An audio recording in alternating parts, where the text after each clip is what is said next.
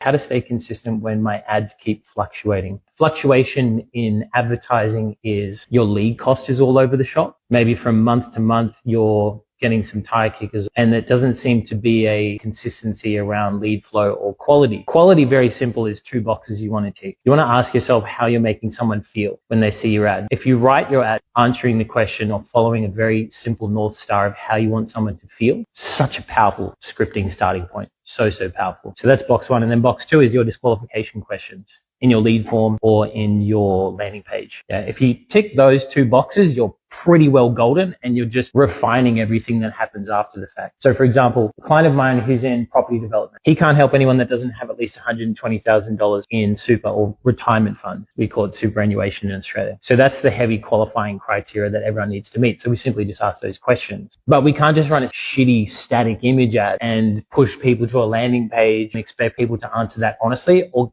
have built enough trust and goodwill to ask those kind of sensitive questions. Like, it just doesn't, the world doesn't work like that. People are skeptical about what you want this information for, right?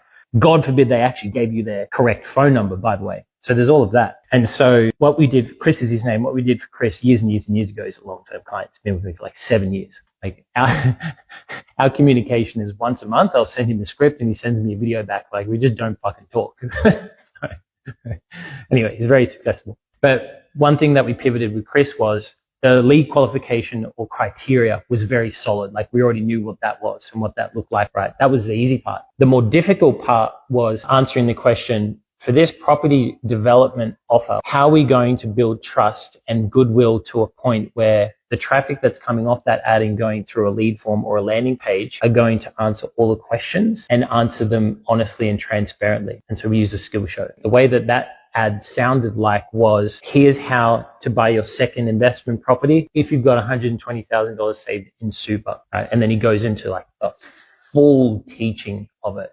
So the beauty of that is you're indirectly telling people how fucking difficult the job is that you charge for. And people get to the end of that ad and they're thinking, fuck, I don't want to fucking do this myself.